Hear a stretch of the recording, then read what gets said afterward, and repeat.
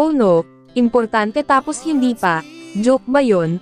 Carla, Jomar Denay Pamor, good morning, good afternoon, good evening sa ating lahat saan man tayo ngayon sa Pinas man o sa ibang bansa man.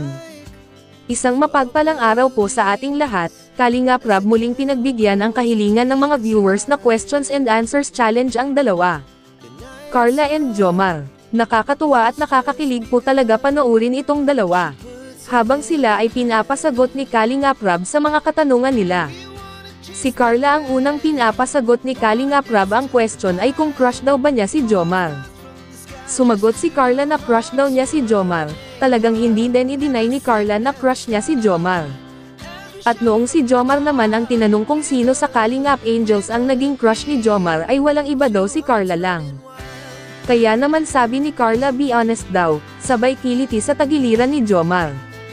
At ang pinakakaba sa questions ni Kalingap Rab sa dalawa ay ang tanungin sila na daw ba, kaya naman hindi malaman ni Carla kung mag-exit o mag-restroom muna.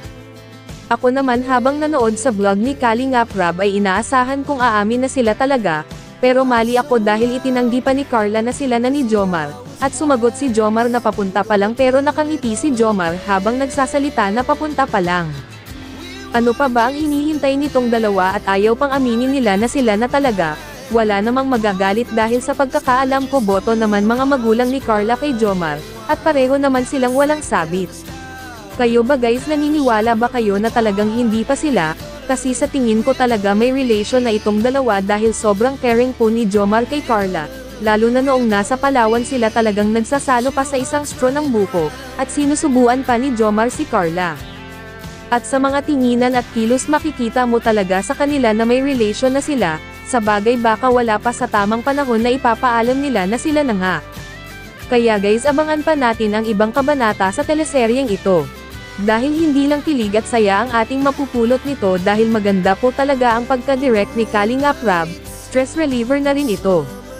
So guys hanggang dito na po muna ang ating maikling topic reaction. Sana patuloy nating suportahan ang mga YouTube channels nila Kuya Val Santos Matubang, Kalingap Rab, Ate Edna Vlogs, at sa lahat ng mga Kalingap partners, pakidamay nyo na din po itong aking munting channel at pakilike na din po sa video kong ito.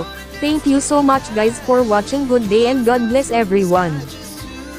So, kung nagka-crush ka lang, crush lang ha, sa Kalingap Angels. Sino yung unang na-crushan? Be honest. Be honest? Sino ba nga naging ano? Ayoko. Di siyempre si Carla.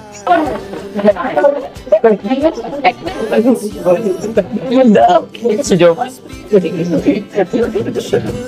Okay. Kasi ito medyo mabigat na tanong na ito.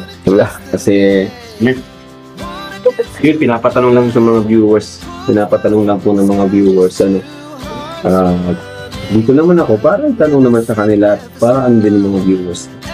Papansin na rin nila kasi yung pagtatago sa closeness nilang dalawa. So, Papa Joms and Carl. Nakabal. Kayo na ba talaga? Tanong ng matlang people. Tanong ng matlang people. Matiat lang. Dahil hindi na ako. Hindi pa. Hindi pa po. Hindi pa. Hindi pa. Hindi pa. Hindi. Papunta pa lang. Ay. So, ano ngayon si Jomar para sa'yo, Carla? Ano po? Isa po siya sa mahalagang tao sa buhay ko. Bakit importante? No? Siyempre dapat alam mo kanina na. Gusto natin. Hindi mabitin. Bakit importante? Kasi po pag ay masaya po ako sa kanya. Yeah. Diyan po siya. Ang init. Akala ko nakabos ng aircon yun. Si Jomar kasi alam ko na ito ni Papa Joms. Alam ko natin sa ni Papa Joms. Ito na lang tanong ko kay Joms. Parang sinagot ko sa part 1 eh. Oo na yata. Sa ngayon na. Ngayon kasi yung nagbago na, naging mas close kayo.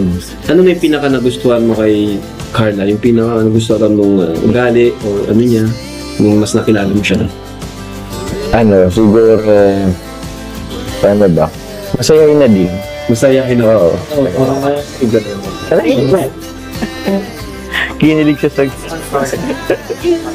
Makilala mas na rin, mas close kayo. Ano na yung mas nagustuhan mo sa kanya ngayon? Yung ano pa rin po, pagiging humble niya po. Humble pala si Papa. Hindi ah. Kaya ba, humble naman talaga si Papa John. Wala akong pagbabago. Ano? Kahit kilala na, hindi niya pa rin sa sarili niya, yung dati pa rin. O, ano tingin mo sa sarili mo? Sikat na sikat ka na? Ay, yun. Pero ang isipin? Parang ang cringy ba? Ano pag Cringy, oo. baka na... Ako din, ganun din ako. Naging cringy Yung ako. isipin. Oo. Diba ang ano, gusto ko. Pag may nagpa